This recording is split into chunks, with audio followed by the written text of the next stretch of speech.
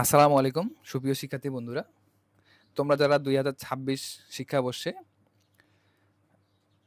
জাতীয় বিশ্ববিদ্যালয়ে ভর্তি পরীক্ষা দিবে, তাদের জন্য আজকে বিলাসী গল্প থেকে আমরা কয়েকটি এমসিকিউ সমাধান করব, যেখান থেকে তোমরা ৩ থেকে ৪টি এমসিকিউ কমন পেতে পারো।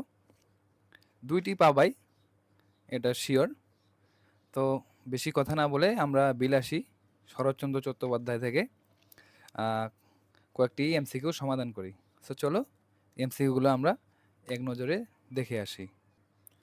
তো শিক্ষার্থী বন্ধুরা, তোমরা শুরুতেই প্রথম এমসিকিউ দেখতে পাচ্ছ।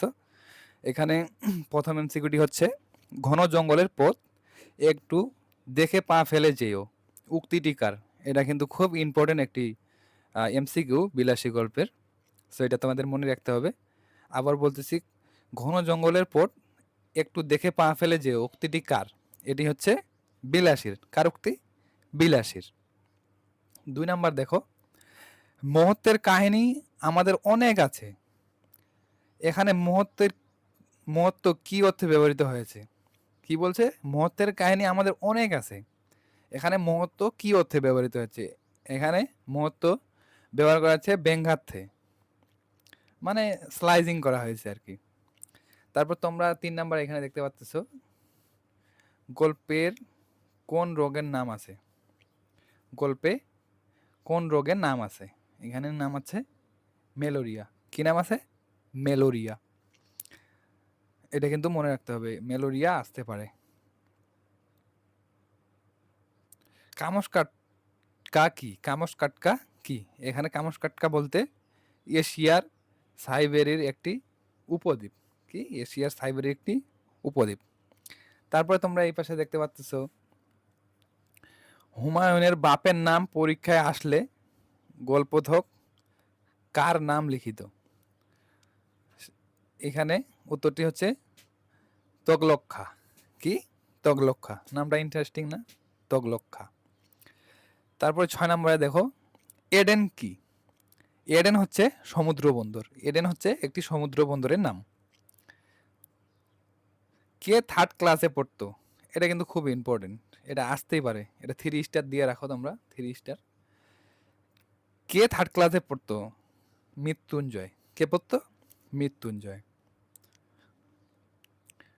পর্ষিয়া বলতে কোন দেশকে বোঝা যায়? পর্ষিয়া বলতে কোন দেশকে বোঝায়? এটি হচ্ছে ইরান। কি ভাইয়া? ইরান। মনে রাখবা, পর্ষিয়া বলতে কোন দেশকে বোঝায়? এটা হচ্ছে ইরান। তারপরে ৯ নাম্বারে আসো। ৯ নাম্বারে এখানে দেখতে পাচ্ছ, দ্বিতীয় মোগল সম্রাট কে ছিলেন? এটা কিন্তু খুব ইম্পর্টেন্ট। দ্বিতীয় মোগল সম্রাট কে ছিলেন? এটি হচ্ছে হুমায়ুন। মুঘল সম্রাট শাহজাহান ছিল, কিন্তু এই যে দ্বিতীয় মুঘল সম্রাট হুমায়ুন। তো চলো নেক্সট এমসিকিউটি দেখি আমরা এখন। তোমরা পরবর্তী এখানে ১০ নাম্বার এমসিকিউ দেখতে পাচ্ছ, 3rd ক্লাস বলতে বর্তমান কোন শ্রেণী বোঝায়? 3rd ক্লাস বলতে এখন বর্তমান কোন শ্রেণী বোঝায়?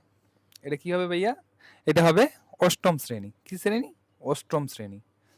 মানে 3rd ক্লাস, আগে এই যে আমরা এখন ক্লাস 8 এ পড়ি অনেকেই, তো যারা 8 এ পড়ে এদেরকে এখন অষ্টম শ্রেণীর ছাত্রী বলা হয় বা ছাত্র বলা হয়, কিন্তু আগে এটাকে বলা যেত 3rd ক্লাস, অনেক আগে।